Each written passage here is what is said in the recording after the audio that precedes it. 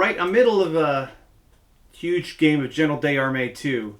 Uh, just getting to the part where it'll get really, really insane. But I've got to get surgery done today. I have a polyp growing in my right maxillary sinus.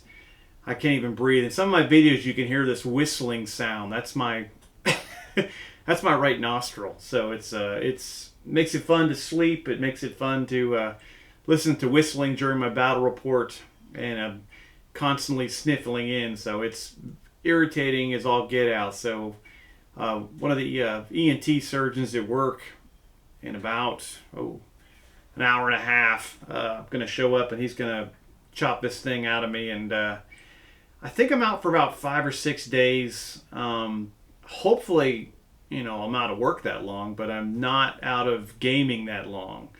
So, this is nothing a big surgery compared to what other people are going through and everything. This is just I want to breathe and be able to sleep at night kind of thing. And it's a same day surgery. It takes about 2 hours. Nothing. No big deal. It's going to hurt my face a little bit. That's the worst it's going to be, hopefully. But I just wanted to say, hey, I'm going to, just in case, I wanted to get this game out, but it just, like most big Napoleonic games, it just took a while to do. Plus, I had to get a lot of work done. I had to get it's Wednesday today, just to set my, the 2 departments I'm over at the hospital. I wanted to make sure they were covered for the 7 days I was out. So, a lot of pre-work.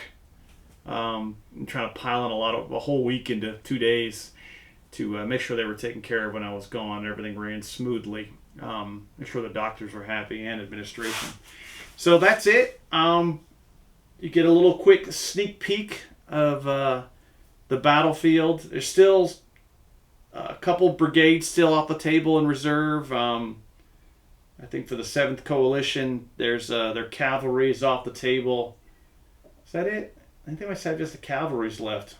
Yeah, because they just got the Highlanders just came in a minute ago, and the French, or the Army du Nord, they're still missing. Their cavalry is still off table, and the Guard brigade is off table. But you can see the attacks going on. I've listened to a lot of the community, and I'm trying to shake off the tactics that I learned in playing Black Powder, where if the French basically weren't an attack column, you were a moron. I mean, you get the extra command die for being attack column, the extra bonus for being in potted charge, the extra save when you're being shot at, and basically you knew the French couldn't shoot much at all because they were in attack column, so you just went headlong into hand-to-hand 90% of the time. I know there's different ways to play it, but that's kind of it almost seemed like the French were designed to do that, and to not do it was silly. So doing a lot more linear combat in this one, a lot more more skirmishing, more artillery, more volley fire, less hand-to-hand, and just seeing what that does, because I've kind of been a one-dimensional, at least French player. Well, I guess I have been for my British and Allied players too. I've kind of been one-dimensional there as well. So just trying something different, seeing what happens. And from what a lot of you guys that know a lot more about military history than I do, it seems like that was, the hand-to-hand might have not been the most common thing. They must have, a lot of musketry and not as much screw the muskets and charge in and stab people. So we'll see how it goes. So far, it's been great. It's been a nice slow build up. I'm really enjoying it. It's not just like throw forwards commands in and charge straight ahead. So I'm liking it. So hopefully it'll turn out really good for you guys. Hopefully I'll be I know I'm going to be high as a kite when I get home today, and then I'll probably sleep most of the day. and I'm going to be hurting tomorrow. So hopefully this weekend I will get back on it and finish this game up and have it out hopefully Sunday or Monday, and get it done.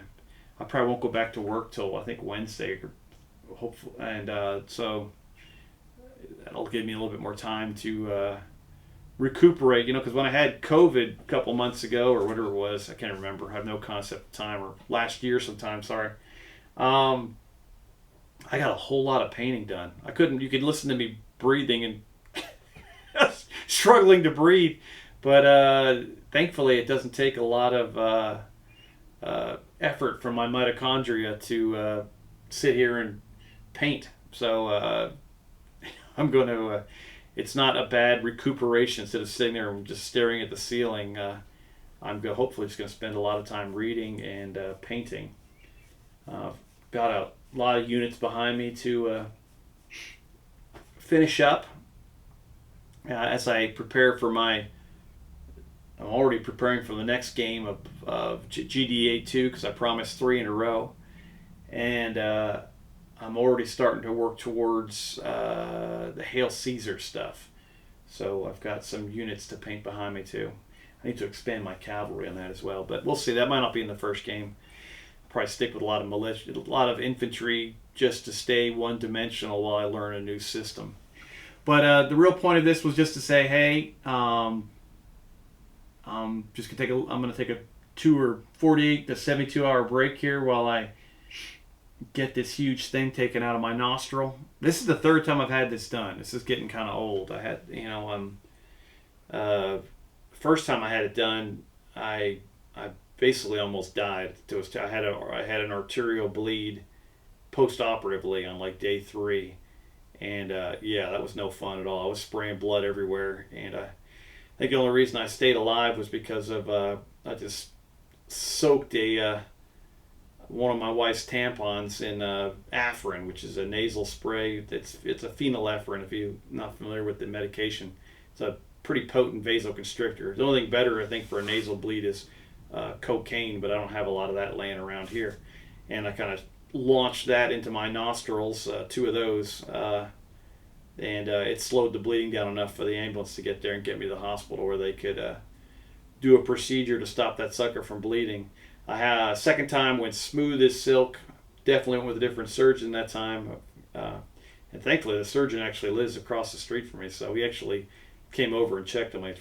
He's a cool guy, so it's very nice of him when I was recovering last time. So we'll get this done this time, and there's supposedly some new medicines on the market you can take that will slow down the growth of these nasal polyps. I think it's just a part of being in Kentucky. It's the Ohio Valley is just like an allergen, and all the pollen and crap in the air. Plus, being down here in this basement is probably doesn't help a whole lot either, but oh well.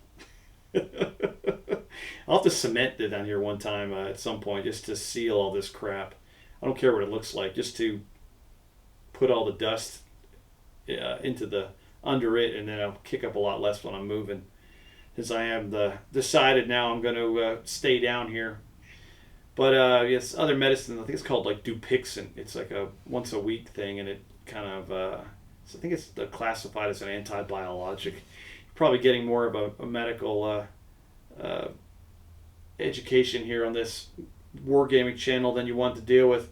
But we'll see how that goes, and it'll just be up to me decide what's more irritating, the side effects of the Dupixent or getting this surgery every 5 years, which is kind of irritating in itself. So we'll see. So that's all I got. Hope everything goes smooth and I'll be able to breathe. You won't listen to my right nostril whistle anymore as I'm talking to you. I can hear it right now myself. And yeah, so we'll hopefully have this out this weekend. I'm going to be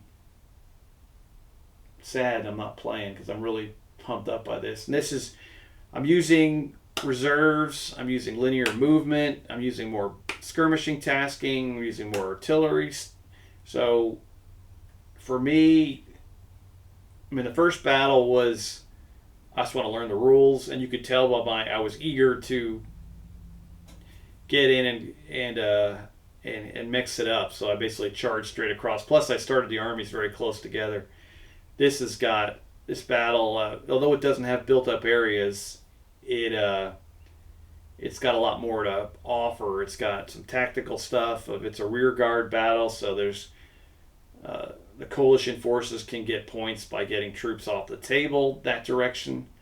They can get, they also have the strategic target of trying to hold the intersection, because it's, they're basically these are a screening force that's trying to stop the French as the French try to sever them as they try to retreat to their next area to form up the next battlefield east and northeast of here that Wellington has picked out. And hopefully more reinforcements are waiting for him, because I've got some Russians on the painting table, so I'm going to expand my Russians. And that's basically what a lot of the coalition's going to be from now on, as I really get to a true fictional 1815 kind of look, where you have more and more Russians, more and more Austrians, more and more Prussians to face the French. And that's, by the time I get to that second table over there and I'm playing a 40-foot long table, yeah, I'll have a third corps added. We'll bring Grouchy out of retirement, try to redeem him from how he screwed up at Waterloo. And we'll bring Blucher back to command the army of Silesia. So that'll be it. That's way in the future. And yeah, that's like 2025, 26, well, 25 goals. And yeah, so have a great weekend, the rest of your week. I hope it's awesome. I just wanted to put this out in case there's a big pause or people are like, what's wrong with Steve? Is he lost? Is he not painting? What's going on? Is he not gaming? And I'm like, nah, I'm fired up. I just need to be able to sleep at night. So and not have a battle report with a whistle in my nose. So probably killing the dogs down the street with this silent whistle. And that's it. So have fun, take care, keep on doing your thing, and this will be out on the weekend, and that's all I got. All right, guys, take care.